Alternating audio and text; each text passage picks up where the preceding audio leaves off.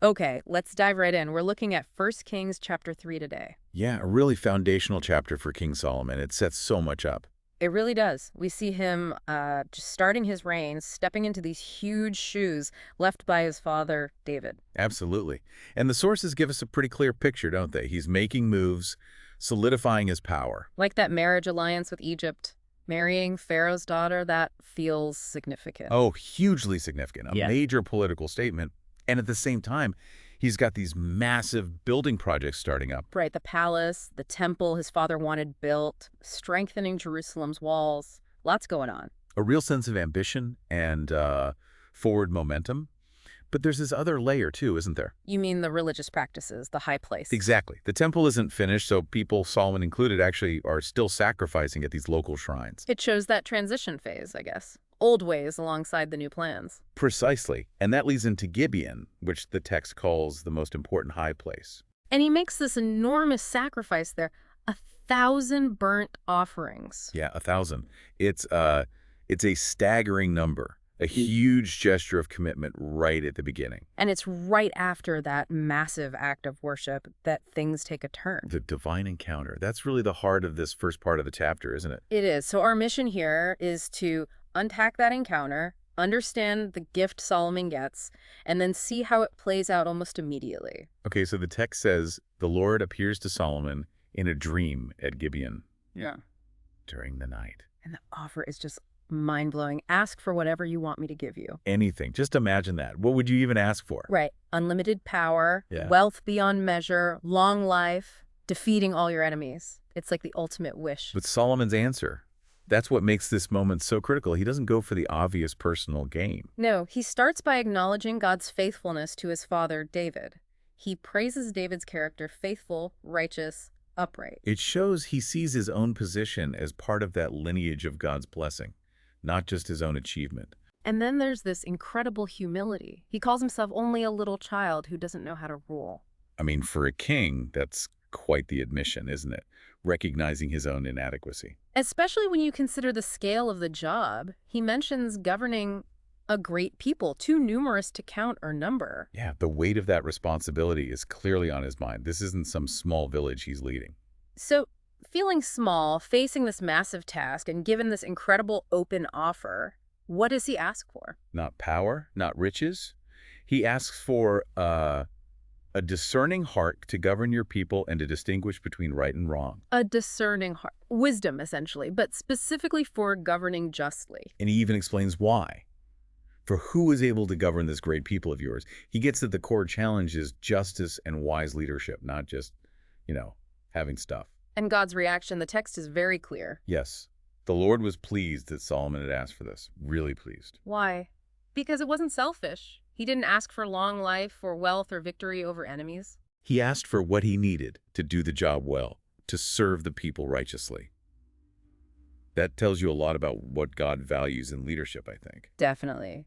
And because God is so pleased, the response is just overwhelming. He grants the request, promising a wise and discerning heart, but then adds this extraordinary dimension. Yeah, so that there will never have been anyone like you, nor will there ever be unprecedented wisdom. Think about that promise.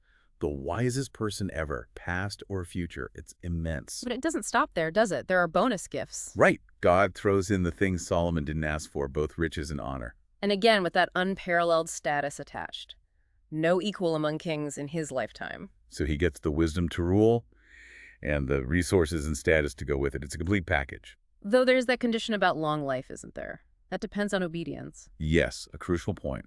Walking God's ways like David did, and long life is also on the table. The gifts come with responsibility. Continued faithfulness matters. So, Solomon wakes up. He knows this was more than just a dream. He goes back to Jerusalem, offers more sacrifices, has a feast. He's acknowledging the gift, cementing the covenant, really, Yeah. and then almost immediately. The test. The theory meets practice. Exactly. The sources waste no time showing us this new wisdom in action. And it's not some high-level statecraft problem. No, it's messy. It's human. 2 women show up before him. And the text identifies them as prostitutes, which is interesting.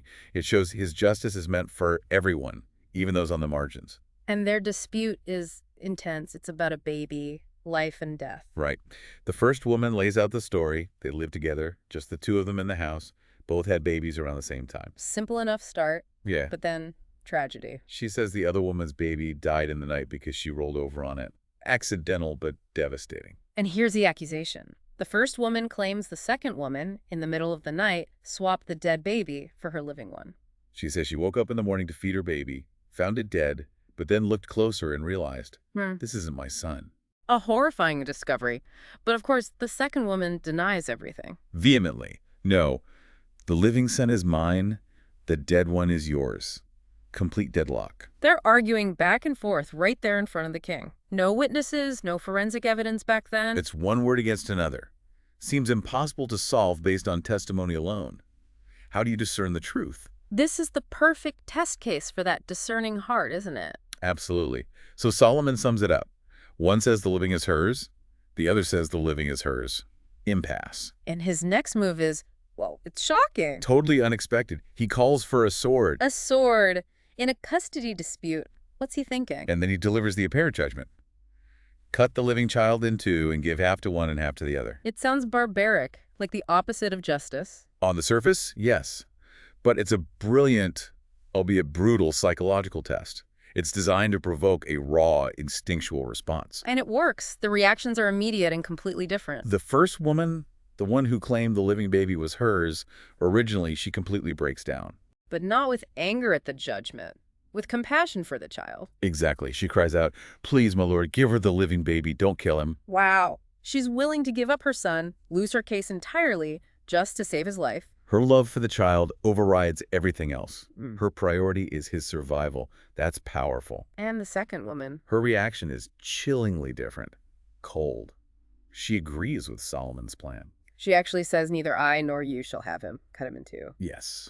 No compassion, no concern for the child's life, just spite, maybe, or just wanting to deny the other woman. It reveals a complete lack of maternal connection. So in those reactions, Solomon sees the truth. Not based on their claims, but on their hearts. The true mother is revealed by her willingness to sacrifice her claim for the child's life. That visceral love is the proof. And Solomon gives the final verdict. Give the living baby to the first woman. Do not kill him. She is his mother. Yeah. Justice is served based on that profound insight into human nature. And the impact. How did people react to this judgment? The text says all Israel heard about it, and they were filled with awe for the king. Respect. Not just because he solved a case, but because of how he solved it. Precisely. It says, they saw that he had wisdom from God to administer justice. They recognized this wasn't just cleverness, it was something divine. It confirmed the dream, the promise. It showed the gift was real and active. Yeah, it really cemented his authority and reputation right at the start. So looking back at this whole chapter, what does it tell us about this wisdom God gave him? It's clearly not just being smart. No, it's much deeper. It's discernment. It's understanding people, motivation, seeing past the surface level arguments to the core truths, like in this case, a mother's love. It's wisdom applied practically, justly, even in really messy human situations. And it emphasizes that this kind of wisdom is crucial for leadership, for justice. It's about serving the people effectively and righteously, which is exactly what Solomon asked for. It's quite a journey in just one chapter, isn't it? From that humble request in the dream to this incredible dramatic courtroom scene that proves the gift is real. It really lays the groundwork for his entire reign. A reign renowned for wisdom, and this is the foundational story explaining its origin and nature. From Gibeon's dream to Jerusalem's courtroom, demonstrating God's gift in action. And it leaves us with something to think about, doesn't it? That core idea from the judgment. You mean the true mother's willingness to let go? Exactly. Her willingness to give up the child, to sacrifice her claim, to save the child, was the ultimate proof that she was the true mother.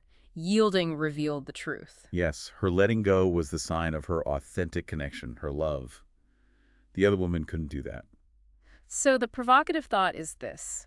How might that principle that sometimes letting go, sacrificing your win, or prioritizing something deeper than the immediate claim actually reveal truth or character or authenticity in other conflicts or tough decisions we face?